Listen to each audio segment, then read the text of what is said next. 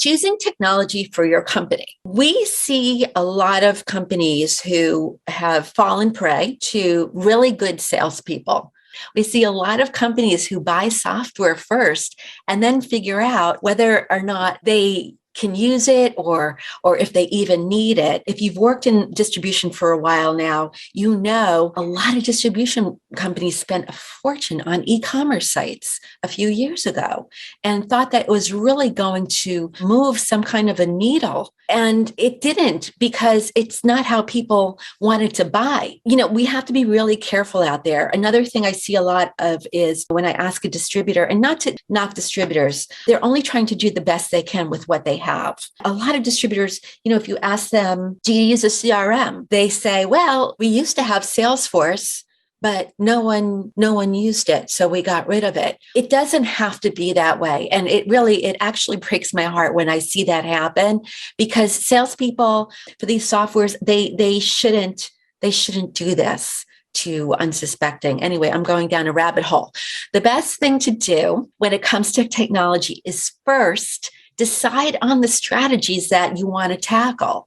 Learn what strategies are available to you, and then see what you need to deliver on those strategies. When you find out what you need, shop for a system that has the technology that will allow you to do what you want. Find one that fits into your business and your budget. All right, it has to be in your business's comfort zone and in your budget. For example, marketing automation, something everyone's got to have. And the very basic features of a marketing automation system would be the ability to segment your audience, make lists. It could be based on their revenue, anything like that, and then email those different lists.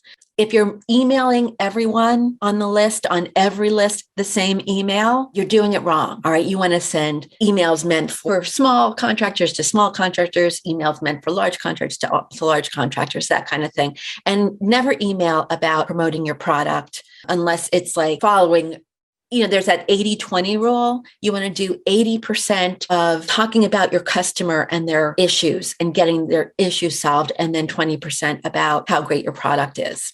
But you might want more than just an email system, which you should, because like I said, technology is so attainable now and so cost effective, and there's so much more you can do with it.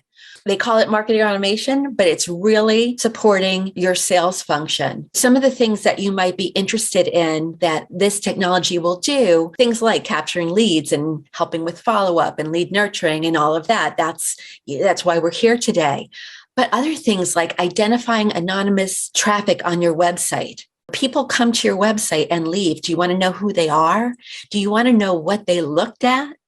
Do you want to know how much time they spent looking at something? Connecting with people via social media. You can do a lot there. Qualifying and prioritizing leads in your sales pipeline. That's all done with marketing automation. Analyzing data you can measure to learn what strategies are working and what aren't.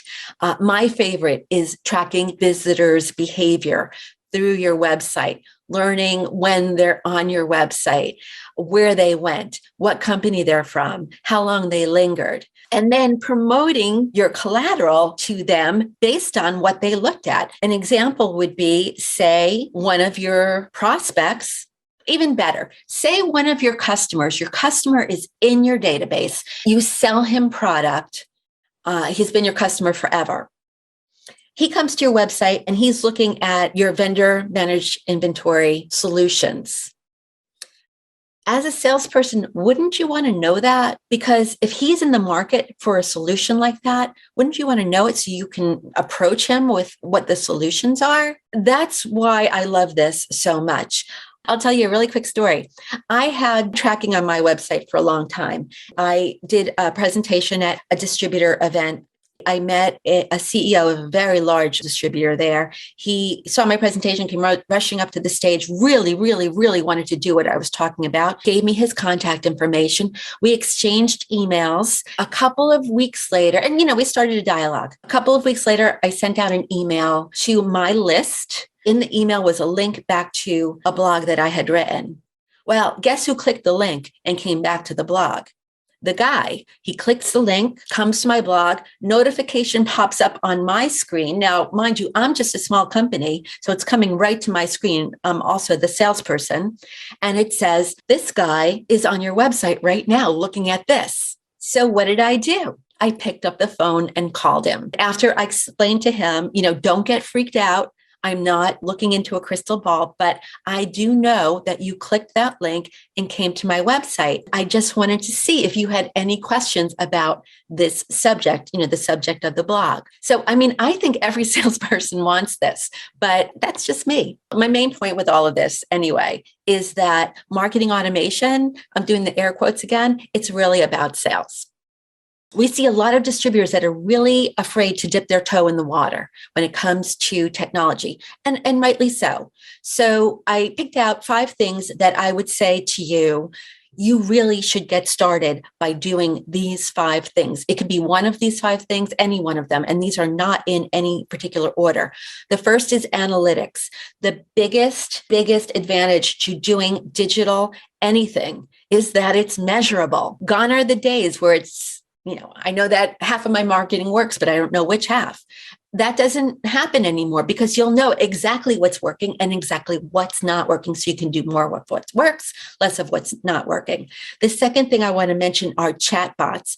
Chatbots today are, and I don't like chatbots popping up. They're annoying, but if you own a distribution company or any company that's selling something online or that has a web presence where customers are coming, you want to get a chatbot that serves those customers. And here's what I'm talking about. There are chatbots now. They start out as a robot, and you may have seen them, but based on what you respond to that chatbot will determine whether or not a live person comes into the conversation.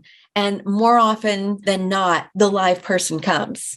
They have chatbots that are like this that go 24/7. They're manned by live people 24/7. So when your company's closed and no one's answering the phone and people are sleeping and someone comes and they're shopping or they have a question about a solution, you have a live person there that actually knows your business, that can lead this person to what they're looking for and take them as a lead and then pass the lead to a salesperson. Even better, if the salesperson is around, if he's online, they have apps that can see that a salesperson is available. He can pass that lead right to the salesperson.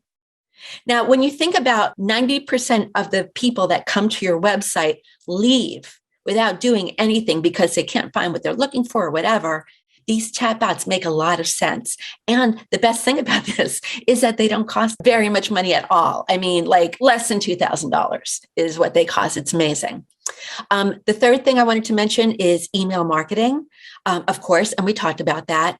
The fourth is if you have e-commerce on your site, you definitely want to have an abandoned shopping cart sequence in the campaigns that you guys have out there. If you don't, you need to get one because they're very, very, very effective. Then the last thing, of course, is what we're here for, and that's lead capture and follow-up. All right, so I'm hoping that this is starting to make sense why all these other things matter when it comes to lead capture and follow-up. Hey, it's Susan Merlo. If you like that video and want to learn more, call or text me. I'd love to hear about your business and show you how this would work for your sales team.